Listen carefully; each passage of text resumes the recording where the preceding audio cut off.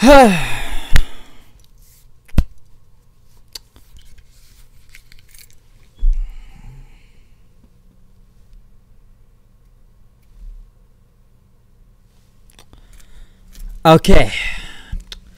It is 11 something right now at night. I just got home from NXT Takeover War Games. I don't know what time of the night this will be uploaded, but hopefully it is soon, because I am just getting back. This show ended at about 8:30 tonight p.m. on my side. The show started, well, at 6 o'clock. Well, technically 5, really, but it started at 5. Well, the doors open at 5 o'clock, but I did go to NXT Takeover War Games. I may even post a video when I went there, too, also, but I just arrived back from the arena. I just got back from Allstate, and I have a lot to say about this show. I'll tell you one thing, man. I'm glad I went. I'm glad I went to NXT Takeover War Games. Okay, I went for several reasons. Like I said before, A, I wanted to go. B, the tickets were very cheap too, and it was worth every freaking penny. C, I wanted to go to an NXT show because I never went to an NXT show, and I think War Games, as a big pay-per-view as this is, I'm glad I went. My tickets are really great.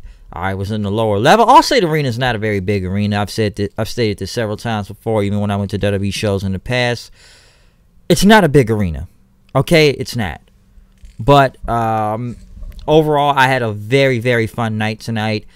I almost did not make it there. I missed the pre-show, okay? I did miss the whole Garza and, Swerve Shane Strickland match out there. I heard it was good and Garza went over. But, listen, maybe it's a little bit on my fault because I did get on the train at about 4. And I was almost there, but then the train started fucking up, going slow when I'm like 2 stops away from Rosemont near the arena. And finally it came back, and I'm running, like trying to get the Uber ready. But luckily this other guy was running too. And I guess this other dude also, that they noticed my hat, it was an AJ hat. We all got in the same car together, and we got to the arena. I think I only paid like $5 anyway over the cab fare was like $12, I believe. But we got there and everything. We all got to the arena at literally 6. It's like this: when I walked into the arena, that was when the women's war game was about to start. Bianca Belair's music was already going, and I finally made it there when everybody was doing their entrances and stuff. So I don't know what happened on the pre-show and everything, which, that kind of had me confused a little bit in this match also. But I had a very, very fun time. Like I said, the show ended at 8:30. I stopped. I got some Starbucks, some Target. Everybody was hanging in there. Because my brother actually went to SmackDown on Friday yesterday. And even when he went to Target, he met the Forgotten Sons. And, he saw Roddy Strong and I think Marina Shafir passed by also. But he went to SmackDown, and I went to Takeover. He wanted to go to the series, but I guess he figured it out. It was too damn expensive. So, I guess he just kind of went with SmackDown, and I went with Takeover. And, but yeah, I went with Takeover, though. But yeah, we got a lot tonight, and like I said, man, even after the show, I was in a rush to get home, but I was still ready to do a review before the night was over. I didn't want to let it get too late, because I know this video is going to be uploaded late. But, I got some Starbucks because I wanted to let the fee go down. And, I got myself some Panda Express, sat down, ate, talked to some other guys about some wrestling, got on a train and stuff. Back to downtown, got Uber, went home, talked to some people, and I made it back. So I got a lot to say about War Games, though, tonight. Welcome to my review. Chi-Town, Allstate Arena. I was there live.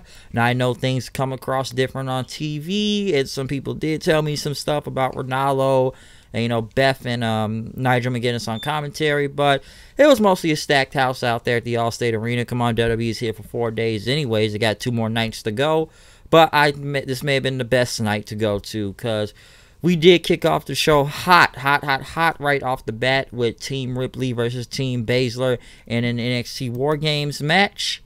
Now I was confused why Dakota Kai was out there. To what I heard that Mia Yim was attacked in the back, so that's why she was not in this match. Because I just kind of wondered, what happened to Mia Yim? Like, hey, Dakota Kai is out there. And I saw everyone's entrance, and the person that got the biggest pop in the entrance was Io Shirai was over as shit. Io Shirai was probably the most over person in that arena. And when she came out, the crowd was just going nuts chanting. I love her entrance. I think her entrance is cool as fuck, okay? Io Shirai. But just watching that entrance just looked really cool out there. I will say that. Of course, they had the shark cages and everything. And who do we start off in the War Games match themselves? We start off with Io Shirai and Candice LeRae. They were the first ones out there. And pretty much they went in at first. And I'm going what I saw in the crowd. But of course, both women started going at each other, slamming to the cage several times and blocking. Shirai pretty much using handstand to pretty much block Hurricane Rana. Of course, she ended up doing the 619 on on Candice LeRae. She even tightrope off the ropes and hit her with a pretty much a big missile drop kick, springboard style. She pretty much gave pretty much a what was it, the drop toe to the bridge of the ring. Pretty much LeRae and her started going back at each other. Straight to STO. One thing that was noticeable about the clock, the fans were chanting, "Where's the clock? Where's the clock?" Because we couldn't see the clock at one point, and we were wondering where the clock was. But when the clock came back in the final 8 seconds, Bianca Belair was next. Bianca started going in on Candice LeRae, pretty much hitting with a big glam slam. Hurricane Rana. Bianca got a big pop out there. Fans were chanting EST, EST. She did 3 power bombs on her and pretty much hyped up the crowd big time. They were really hot for Bianca out there. But pretty much put her in a camel clutch then. Which I like how she was holding her, and Io Shirai was just going back and forth across the ropes until she did a drop kick. That was cool. Next was Rhea Ripley, who also got a big pop. Rhea Ripley immediately went for the weapons. The crowd started losing their shit. Fans were mad because no one didn't bring a table, and that's when everybody kept coming out. There was no table, but of course she brought the kendo sticks and the trash cans and the trash can lid. No one hits each other with trash can lids to the heads anymore for some reason. But the fans were pissed that there were no tables. Ripley came in, pretty much slammed Bella with a trash can. Wasn't her, but like I said, pretty much going at both her and Io Shirai out there. Next thing you know, they've got some chairs in, but they set up some chairs and stuff right after that, and then the clocks kept ticking.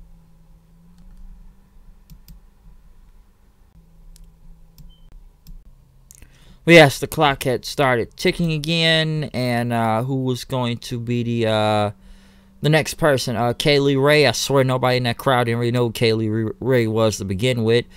But Kaylee Ray, like, she was about to go for the tables, but she didn't put the tables out there and pretty much let the tables back, being the heel and stuff. But Kaylee Ray came in, gave Ripley a tornado DDT. They went for the Tower of Doom spot then, which they went down on, which they were trying to go on some chairs, but she took that on the chairs that were already set up for it. Ripley pretty much, I don't know, she ended up doing the whole tower bomb thing.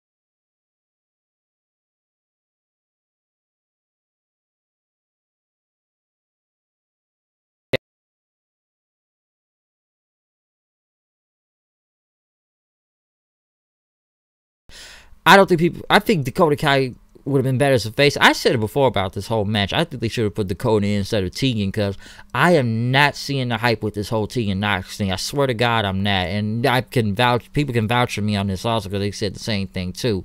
Because I think Dakota Kai is a better worker than Tegan Nox personally, but the way they were already doing it, I figured she was going to turn heel. We can go back when she wasn't even picked on the damn team, okay? And then whatever, she took every loss on NXT, every loss on SmackDown they were on. She helped with that ladder match, fucked that whole thing up, and she lost last Wednesday on NXT. So I'm assuming, excuse me.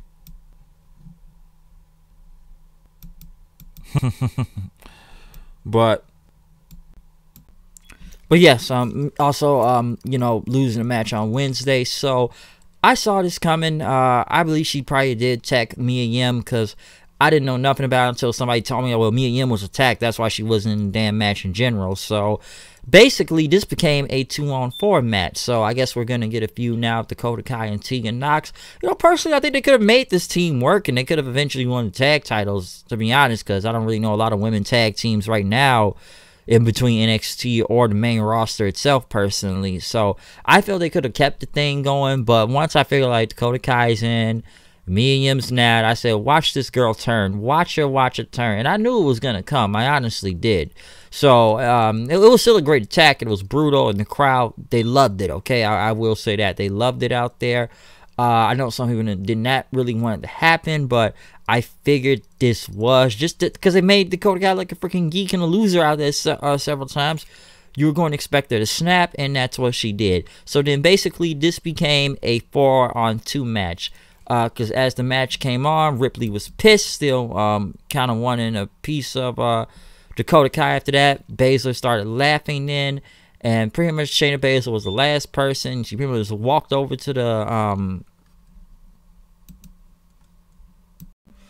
she walked over to the cage though, and pretty much started laughing, you know, strolling, taking her time down the ring, because, you know, Ripley and LeRae were getting beat up then, and you know, Baszler, I don't know, pretty much had handcuffs then also, but LeRae prevented her from doing it. Pretty much, you know, they got surrounded then, and they tried to fight them off using weapons and stuff, but you know, they did what they could, but pretty much, you know, the heels got the upper hand because of the numbers game. Ripley pretty much got out of there and, you know, knocked all 4 of them down, pretty much suplexing Kaylee Ray into the cage. That looked very brutal, a big suplex, like almost like she fell on her neck. And then one thing I thought that was cool was when Ripley put the that clover leaf in on Kaylee Ray from the top rope and everything. You had Baszler putting in the Karafuda clutch on Candice LeRae, and, you know, hanging her also on the top rope. Cool looking visual, I will say that. Or was it Shirai? I think it was either Kaylee Ray or Shirai she had that on. But pretty much they were able to escape it. Candice LeRae tried to pin Baszler, did not work. Belair started using a chair to break up the pinfall then. Hit a military press, you know, into Ripley and stuff. Pretty much the heel started getting upper hand. Shirai hit the stomp on her then. Pretty much, once again, Ripley threw Kaylee Ray back, and Shirai breaking up the pinfall. Bianca started using her hair whip thing, which you could hear the smacks also in live, just beating the hell out of Belair with it, until Candice LeRae got a kendo stick, started beating up Belair with it then. Shirai started climbing the top of the cage and stuff, but you know, Candice LeRae tried to get her. Kaylee Ray climbed also. Candice ended up hitting a poison rana on her there. Io Shirai was still up there. Pretty much as you know, Candice and Belair were going at it. Io Shirai, which may have been the spot of the fucking, yeah, I want to say the spot of the night, but it's one of those spots of the night, did a giant ass moonsault off the cage. I'm glad I got footage of that shit. And pretty much crowd went crazy. Holy shit. I didn't want to call Io Shirai almost a little bit of the MVP of this match too, but Io just hit a big moonsault out there that looked insane. Ripley pretty much started hitting Baszler with a steel chair then. And, you know, had 2 chairs set up, but Kaylee Ray pretty much came in and hit Ripley with a, you know, was pretty much jumped off the top rope, was going to get Ripley, but Ripley used the trash can and pretty much swung her like a fly to the ground with the trash can in. Baszler pretty much got the careful clutch in her and kept trying to choke her out. But Ripley had the pretty much handcuffed to Baszler. Then Baszler couldn't get out, and since they were handcuffed, pretty much Ripley started kicking Baszler then and hit her with the Riptide for the win. So in a way, and I know some people aren't going to like this because it pretty much basically turned into a handicap match, and it was a 2-on-4, and that the heels couldn't beat 2 people and stuff out there. But this was still a very great match to kick off the whole show. It went nearly 30 minutes, about 27 minutes, I believe, but this was still a great match, okay? It's still kind of funny that 2 people were able to take down 4, but there was a lot of things to say out of this match, especially going in tomorrow for Survivor Series 2, because I said it on SmackDown before, a lot of these NXT people are going to take L's tomorrow night on Survivor Series, and I guess with Baszler losing tonight, she may win that triple threat match now that I think about it, but I'm still getting my money on Bayley to win the whole thing too, for several reasons why, because I'm not going to go to the whole story about that, but you know what I'm talking about, but still, like I said, this was a great War Games match. Ripley looked like a fucking Ripley was a fucking beast out there, of course. Io Shirai was great. And also Ripley got the pin over the champion too, so I guess you may be next in line to get the title shot. Of course, we saw Dakota Kai turn heel, and you know, I guess we're now going to get a feud with her and Tegan Nox then. So a very great way to kick off the entire show with this NXT War Games women's match, because I was wondering which War Games match was going to go first. So since the women was first, I figured the guys are going to go in the end. We got to stretch this out somehow, especially in under a especially with like 4 or 5 matches anyways, we got to stretch the time out. But a very fun War Games match, very brutal, very good, and I enjoyed it, as the crowd did too. But also who was out there, I don't know what all happened on TV, but we did see the next match then for a triple threat match for a shot at the NXT Championship tomorrow night on Survivor Series, and it would be Damian Priest, Killian Dane, and Pete Dunne. This was a very good match. I enjoyed a lot of it, and I knew they had to stretch time. I don't know about every spot through here, but this was great. I figured who was going to win in general. Damian Priest is fucking crazy when he jumps out of the damn ring. It looks great. One thing that looked dangerous, some say, was when Killian Dane hit a like a mid-choker driver on I think Pete Dunne onto you know, punishment there, pretty much knocking both down, which looked pretty crazy. Even to the outside of the ring, and a Samoan dropping a fall slam on them. You know, pretty much taking them down. Dunne pretty much hitting them with a suplex, trying to do the whole finger thing then, but Damian Priest blocked it, hit him with a kick. He pretty much gave him a power bomb then after that. Killian Dane pretty much and Priest started going some punches, and of course the knees and stuff. Dunne pretty much went through the middle of the ropes and pretty much clotheslining both guys. Pretty much they started brawling with each other then. I'm trying to see what else was in this match.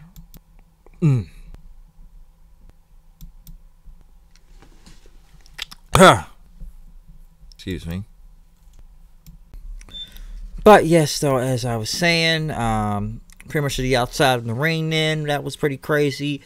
This dude Priest, which I thought this was fucking crazy, he did a well, I don't know what his Spanish is called, but he pretty much did a Razor's Edge on the Spanish announce table on the Pete Dunne, which did not break. Killian Dane did a suicide dive, knocking Priest into the table then, which looked pretty brutal also. He pretty much cannonballed Priest through the barricade then out there into Timekeeper's area. He pinned them, but they still kept brawling then. Priest pretty much tried to go for another Razor's Edge on him, which he did hit on him, but Dunne pretty much, you know, let the Priest off to pretty much break the count then. Like I say, he starts stomping on Damian Priest, punishment out there then several times. And he went that moonsault, which I thought this looked pretty cool, by the way, too. But Dunne pretty much threw him, like like, you know, he Irish whipped him into the ropes, and this dude Priest did a big ass jump falling out the ring then onto Dane out there, which looked pretty crazy. But Priest and Dunne went back in the ring, start taking several shots at each other. Of course, he tried to go a choke slam on him, but one thing he did, he tried to hit a choke slam, by the way, and then next thing you know, Killian Dane, who did a big leg drop, damn near missed the whole thing anyways, but took him out to break out the count. Then he pretty much, Killian Dane hit the one wing angel for a 2 count on Damian Priest, would look pretty brutal. He tried to go for a Vader bomb, still did not work. Pete Dunne ended up hitting the bitter end on the first time, but Priest pretty much, you know, did a kick to get him out of there. He went for that roundhouse then. Pretty much gave him a Frank Steiner into Dane then, knocking him in there, which, you know, looked pretty cool, but still he knocked him like crazy. He hit him with the Reckoning then after that, but still it was a 2 count. Next, you know, Killian Dane hit a shotgun dropkick in the Priest out to the ringside. Killian Dane went to the top rope. Pete Dunne, yeah, he set the roundhouse thing. Pretty much they brawled on the rope then. But Priest pretty much tried to chokeslam, but Dunne pretty much got the finger break on him, and Dunne knocked him, you know, hit him with a suplex because Priest was down. He hit the bitter end again, but once again, it still did not work. Killian Dane hit him with a senton to break the fall after he hit the bitter end on Priest, but Dane came back, pretty much getting on a senton, but Pete Dunne sold it. Priest pretty much down then after that. After the senton, Pete Dunne pretty much got the pin over Damian Priest and won the match. Honestly, I saw Pete Dunne winning this a mile away. The only thing I probably got wrong about this was Damian Priest getting pinned. I didn't think he was going to get pinned. I thought Killian Dane was going to be taking the fall guy from this, but they went nearly 20 minutes. I thought it was a good match. They put it all out there. I'll give them that. So I know it's a hard tough act to follow after the women's War Games match of how crazy it was, but you know, this was still a very good match in general, and we will see Pete Dunne versus Adam Cole for the NXT Championship tomorrow night. But I enjoyed the match overall in general. Wasn't as high as the first one, but it was still overall good. I will say that. But next, you know, Matt Riddle versus Finn Balor then. Balor came out, the dude's got the orange and stuff. Fans were chanting bro out there.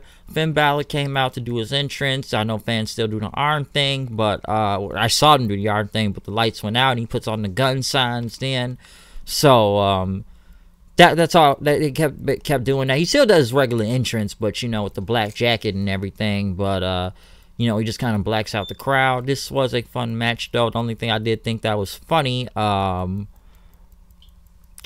though that there was smoke, I guess, after Finn Balor's entrance, and it was somewhere in the crowd, and fans kept saying, turn off the smoke, we want smoke, we want smoke. And it was pretty funny. I was there, so I saw where the smoke was at. But this was another good match too between Riddle and you know, Balor out there. I did enjoy it overall. It was a good match, I will say that. A lot of it was being targeted on Finn Balor's, I believe, leg or ankle, because Riddle was going for that several times. Because Riddle, I know it was a suplex and a shoulder, going for a PK then, but a 2 count. Pretty much, you know, with a big roundhouse then after that. Balor pretty much came back in, gave him the boots then. Even Riddle went back for that ankle lock, which, you know, he still was able to get out of there then several times. One thing, of course, the whole, of course, after the final flash knee and German bridge and stuff. Bridge. Damn it. Riddle hit Balor with a jackhammer. I'm sorry. I was already choking right there. But he ended up hitting him.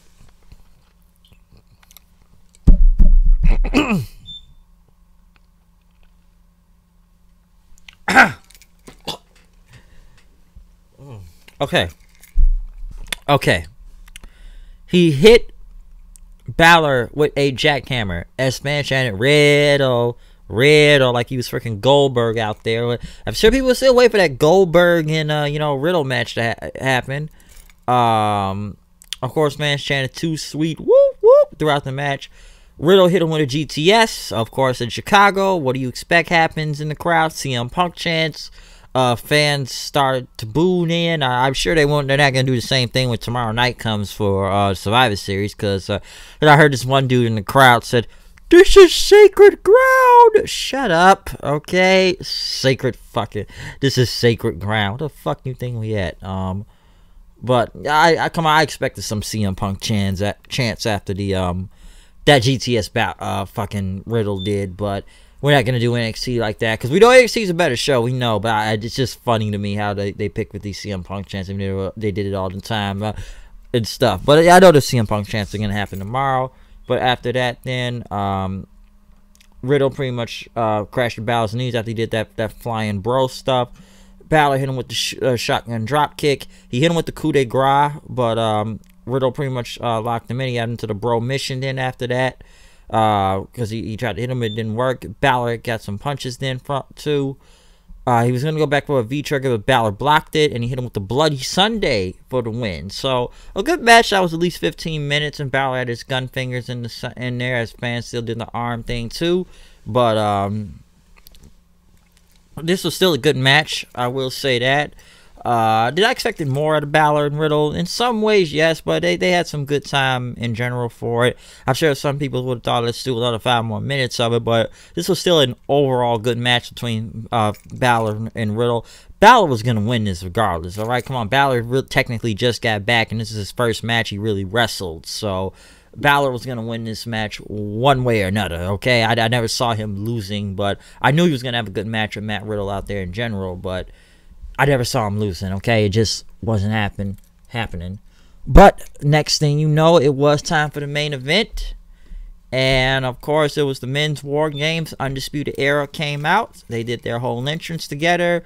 Of course, the like I said, with the pose, the titles, and they had green on. Someone told me it was something reminiscent to the Four Horsemen.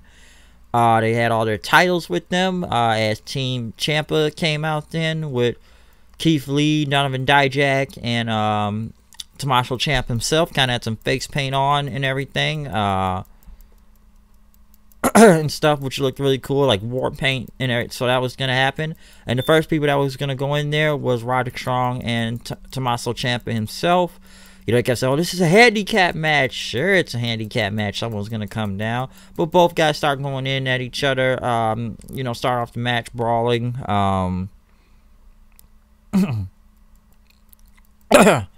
But, yeah, they did that. Pretty much brawling at first. Ciampa, of course, got some punches into him because I was there and I saw that. And he even pretty much got out of it and hit him with the cheeky Nando's knee. Ciampa pretty much went for that DDT, but Strong blocked it. Pretty much, again, they still brawled and stuff. Eddie hit, you know, pretty much tried to get the fairy tale in, and it did not work. Pretty much, you know, Strong came back then, getting Ciampa. But next thing you know, Kyle O'Reilly was going to be next in the ring after that. Pretty much the numbers advantage happened in. They started taking out Ciampa, striking him several times. And they, you know, O'Reilly held him as Strong does that running, you know, arm, that running elbow thing up, back and across the rope several times. Then O'Reilly pretty much Strong with it. And, you know, Strong to hit Ciampa with a backbreaker into the diving knee. Donovan Dijak was in then. Pretty much came with a big kick, taking down the Undisputed Era.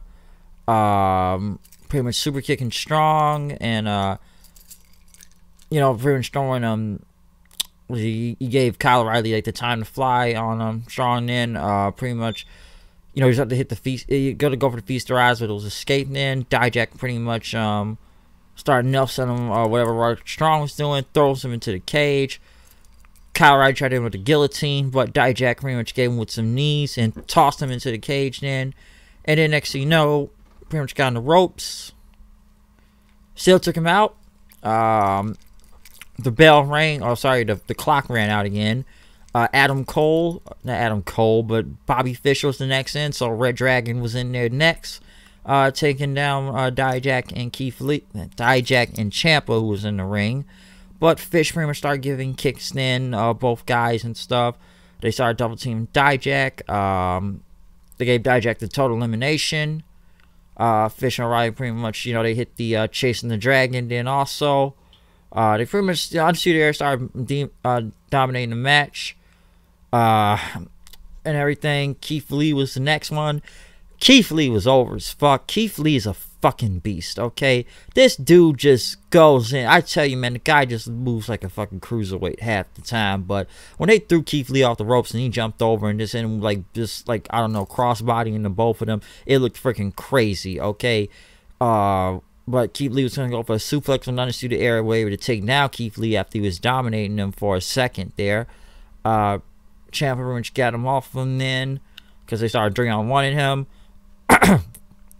Dijak was back up also. Pretty much slammed O'Reilly into the other ring, side of the ring then.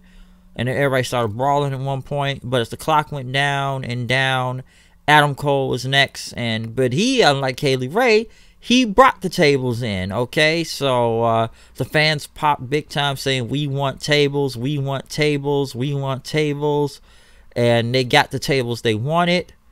But as Adam Cole had his table set up ringside, Ciampa ended up pushing Cole into one of the tables as Ciampa got out the ring, threw him back in, so he was in there. Next thing you know, they had a big face-off then, and pretty much everyone brawled inside the ring. Next thing you know, Fisher pretty much he kicked Keith Lee in the balls then, taking him down. But as the clock went down, Undisputed Era kept getting the upper hand.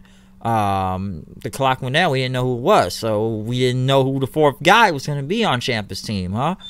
No one did. No one didn't know. We didn't know what was going to happen. So as they went back to dominating, Kevin Owens' music hit then, and the fans went ape shit for Kevin Owens coming out. All right, and one thing that was different about Kevin Owens' gear. Kevin Owens had his old shirt on. Kevin Owens had his old NXT shirt when he first entered into NXT, or just the WWE in general. So Kevin Owens, like, not that is current gear, but his old school you know, NXT gear, like the old shirt with the KO on it when he first got here. I know some people thinking now, oh, he's back in NXT, he's back in NXT. Well, he is getting payback on Undisputed Era after they jumped the hell out of him last Monday because of Triple H. So I guess this was payback and stuff. But as Kevin Owens started cleaning house in, giving Ushikuroshi, giving him Fish a suplex, then a pop-up power bomb on Fish. But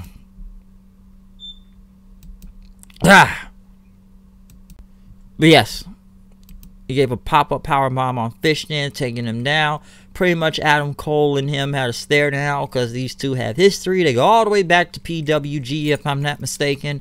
And pretty much, you know, Cole put up his Undisputed Era sign, but KO pretty much said, "Suck it, bitch," and you know, gave him a Stone Cold Stunner. Then the pin was broken up after that. Keith Lee pretty much started tossing one Undisputed Era into the rest of them. Then Lee had you know, pretty much gave everyone a big crossbody off the stuff, taking them down.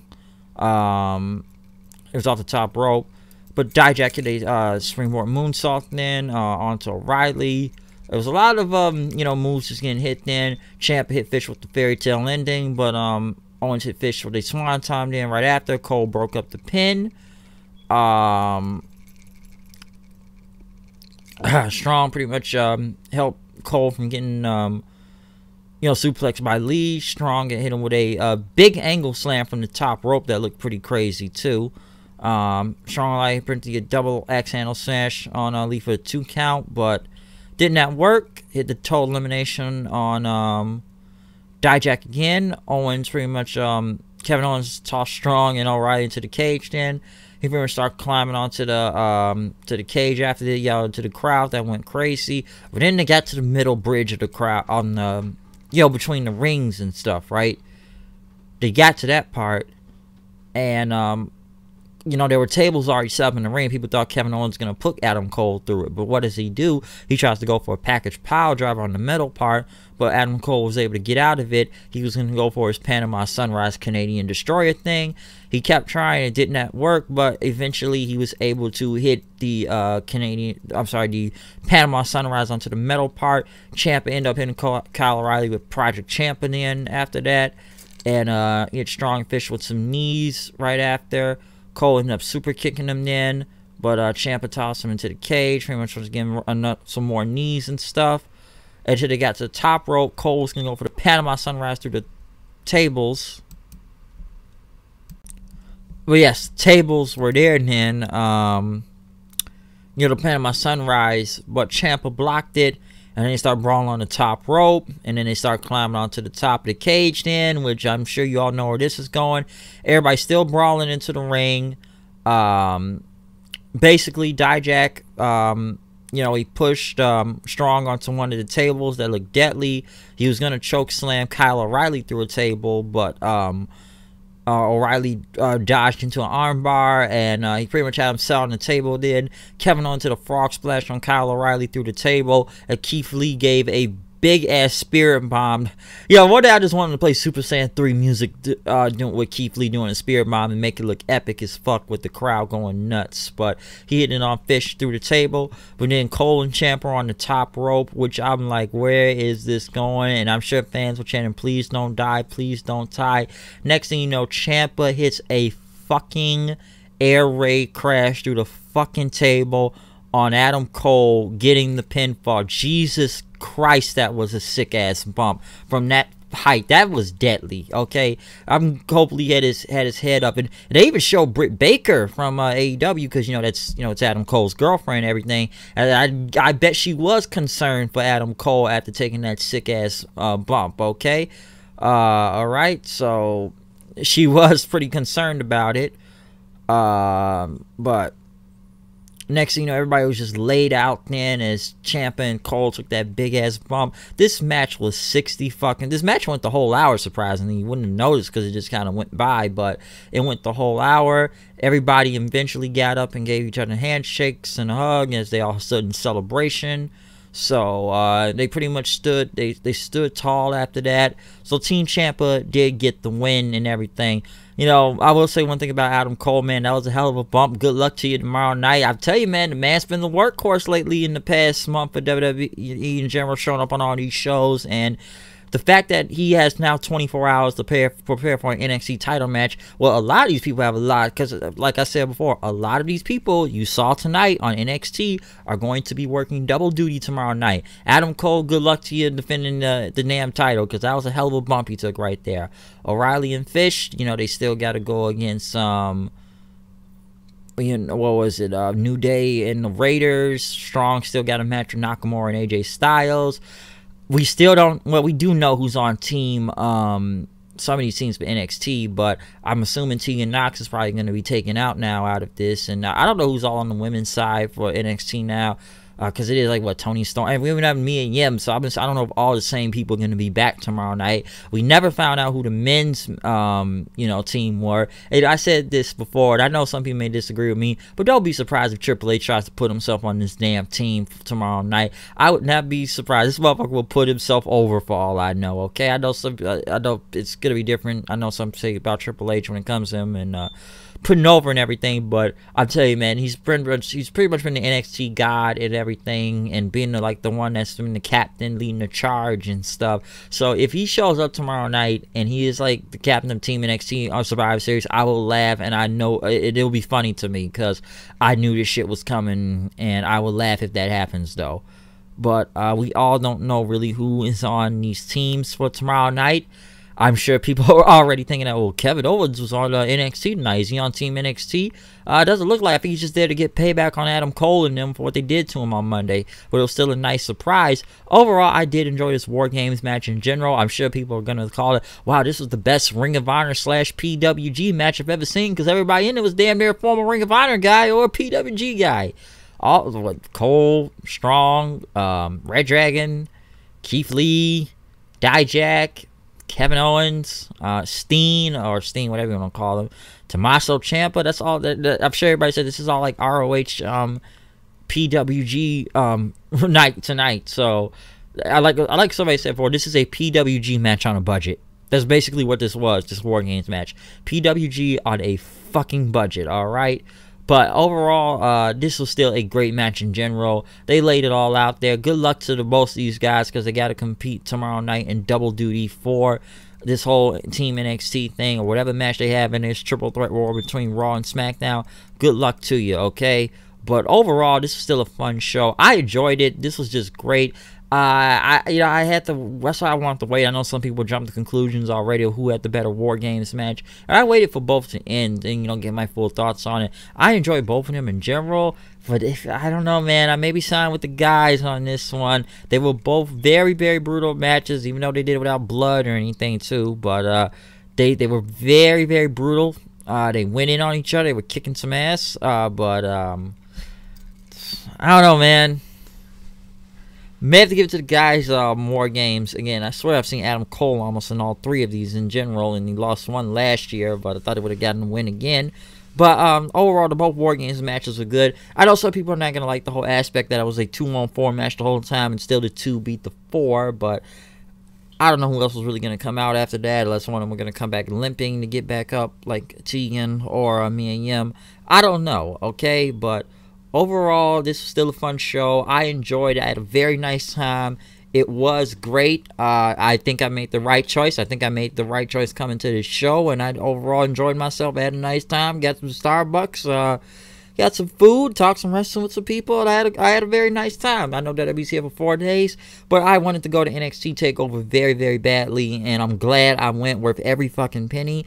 I enjoyed the show. I will be reviewing the show with a friend tomorrow night also. Hopefully we get the audio form the audio form of the podcast, so we will have that coming tomorrow night for Survivor Series. So am I a little bit more hyped for Survivor Series? Yeah, I still like the brawl from yesterday, so I'm a little hyped up for that. I know some people are not hyped for it, but NXT of course killed it again, but I am looking forward tomorrow if half these guys can even start walking when they get there tomorrow night after War Games, especially Adam Cole out there for taking that big ass bump. So good luck to you out there, okay? But overall, just an enjoyable show. I had a very nice time. I had some fun chants out there. It was great. Allstate's pretty small in general, so you see what you're gonna see real good. And I loved it, man. I thought it was a very great pay-per-view that went on tonight, and hopefully we do this again, because I've been to way too many wrestling shows in the past few months, and I think it's time to stop now at this point, okay? So we will see what happens on Survivor Series tonight. We will see what happens tomorrow night.